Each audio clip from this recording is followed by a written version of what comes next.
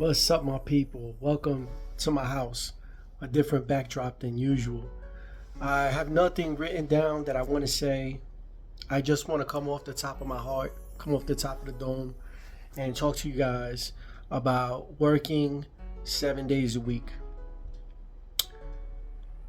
It is, there is a glass ceiling that a lot of barbers and stylists have as far as earning potential. You are your biggest enemy. If you are stuck in a 5 day a week mindset, you will make a certain amount of money. You will have a glass ceiling. For so many years, different customers will come in who have like union jobs or different stuff like that, and they would talk about making OT and they would complain about it all the time. And I'd always hear they'd make time and a half, double time, all these wonderful incentives to work harder. And even though the opportunity was always there for me as a barber, as a service provider, to just work more, for some reason it never crossed my mind that working 6 and 7 days a week could solve a lot of my problems. I wasn't willing to sacrifice my free time for the financial goal, or for the goal to build my clientele. And I want to tell you my experience working 7 days a week. There's some of it is going to be deep. Some of it is going to be about barbering. Some of it's going to be about being a human being and the things I experienced in life that affected me and changed me forever. First of all, working 7 days a week will help you find the most profitable day of the work week. And to be quite honest with you, I was shocked that my most profitable day was a day that I was not working, which was Sunday. Sunday's phenomenal. Tuesdays are phenomenal. Sunday is basically the new Saturday because most people work 6 days a week, so Sunday would be their day off. That would kind of be the reason why Sunday was so profitable. Tuesday is great because my customers are used to me not working Sunday and Monday, so a lot of them pile in on Tuesday. No matter how many times I tell them that I'm available on Sunday, they still have the old mindset that I have 2 days off. So Tuesdays were always crazy. And then third runner up will be Friday. Friday was always a good day. I don't have to explain Friday to anybody. I will tell you that working 7 days a week, the biggest hurdle was my mental health. We're all going through something. Whether we want to talk about it, we want to hold it inside of the vault of your heart, and you don't want to share it. But everyone's going through something, and when you really work that much, and you're really, really busy, sometimes things that are in there can eat at you. So I did notice that was my biggest hurdle, and what I ended up doing was really enjoying the time off. I really cherished a lot of the time in between, in the nighttime, after work, and then coming back in the morning, like the dinners, the time out after work. I would always go out to a restaurant, meet a friend at a bar, spend a little time at my boy's house before I was on my way home, things like that. Instead of like the usual grind where I got into the habit of just closing up the shop and then just going home. Like, I found myself seeing people, spending time with them, making sure that I did pit stops on the way home. Very often. I would cram workouts into strange times. I would call people on time off that I ain't talked to in a long time. That was beautiful. And you start to cherish it, So I think that aspect of working 7 days is a beautiful thing, because we give so much of our time away for free. And it is so beautiful and so important, right? As far as being healthy goes, like physically, I did get sick a few times, and there was a few things that I did that kept me healthy. I want to do an extensive video on this, but I'm just going to break it down real quick, because many people out there don't have health care, and these kind of things could save your life, or greatly help your quality of life. Oregano oil, drinking bisodium carbonate, which is baking soda. Then I want to say sea moss and Shilajit. Those are a couple of things that I ate a lot of. during that time to keep me rolling. You know what I mean? So the next thing I want to say is I met tons of new customers, and I didn't turn down one person. If I couldn't do them at that time, there was no question in my mind that I would be able to fit them in at some point in the next 7 days. And if I couldn't, then they're just not the customer for me, because I mean my availability was 100% there. You know what I mean? The touching story that I do want to tell you is about my daughter. One day during the beginning of the grind, she ran up to the door as daddy was leaving to work, right?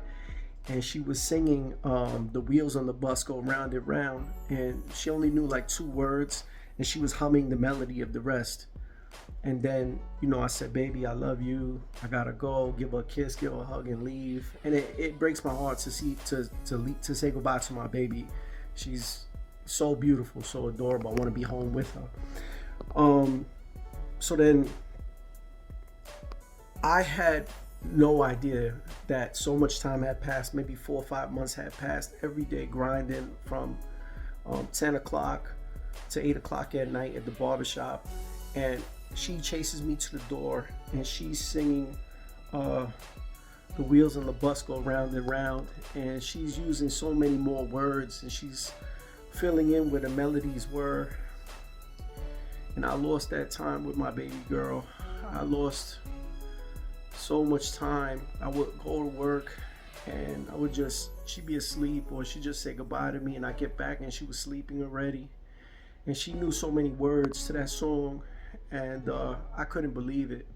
As I had turned to my wife and I said, yo, how'd she learn that so quick? And she was like, she's been singing that, learning that song for months. And I realized how precious time was, and that, you know, my baby girl was growing up, whether I was going to be there physically or not. You know, I was there financially, obviously, but no matter what, she's going to be continuing growing up, whether I'm there or not. And I missed some beautiful things by being at work, you know, and there was no way around it, you know.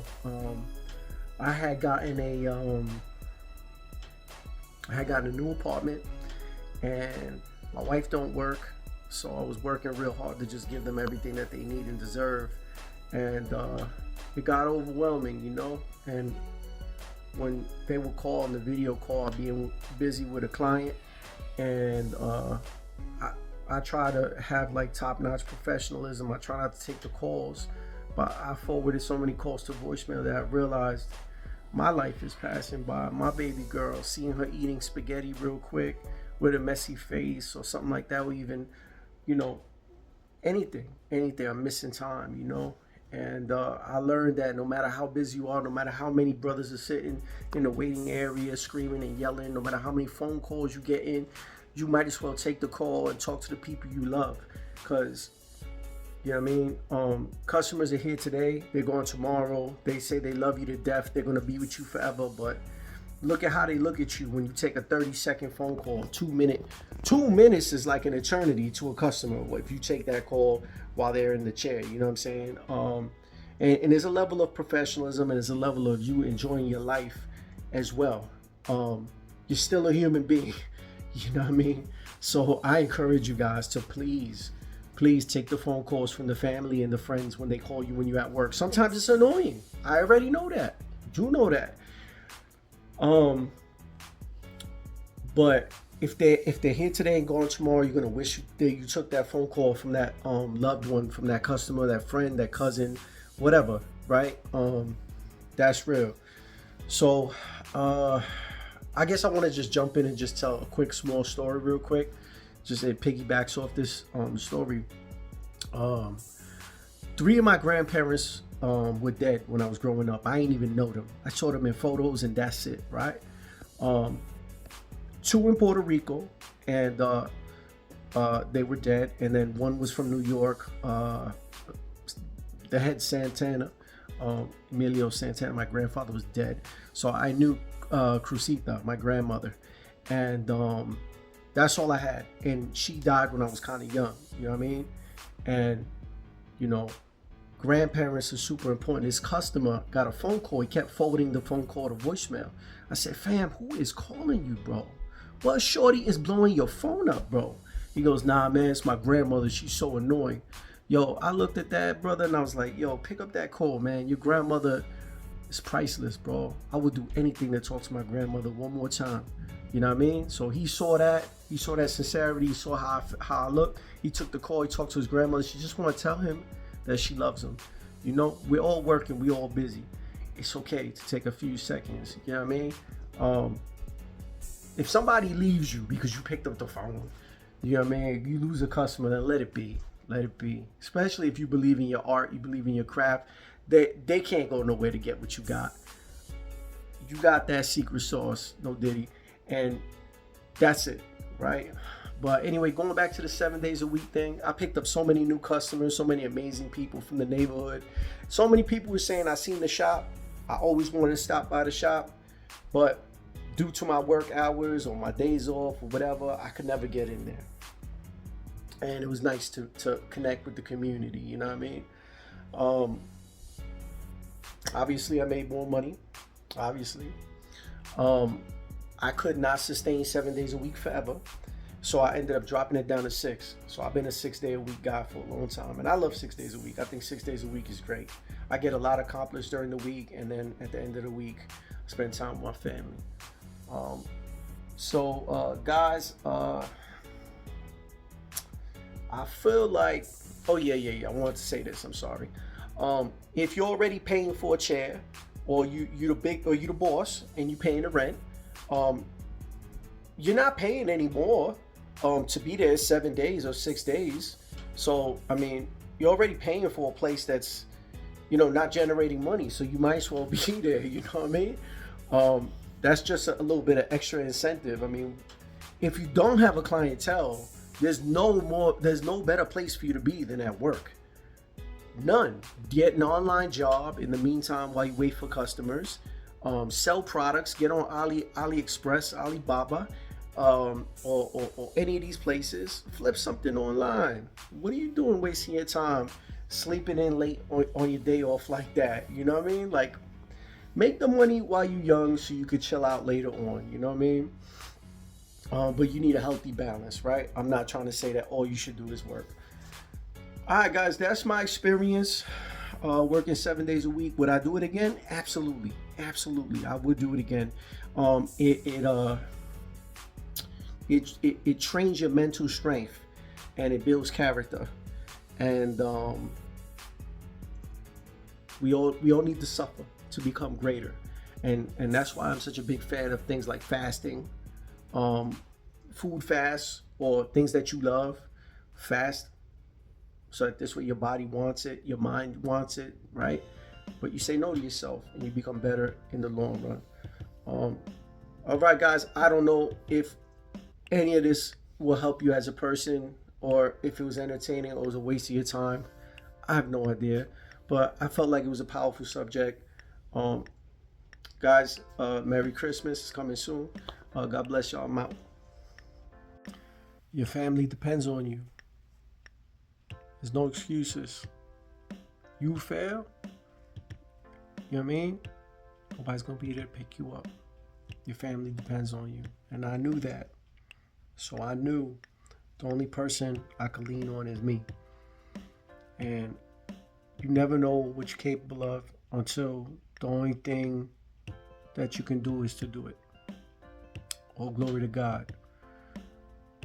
I smashed all those financial goals that I had. And the last thing I want to say is, God will answer your prayer, but you have to meet him halfway. That's why I did what I did.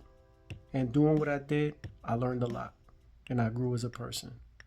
So that is just a little extra that I just wanted to say before I wrap this video up.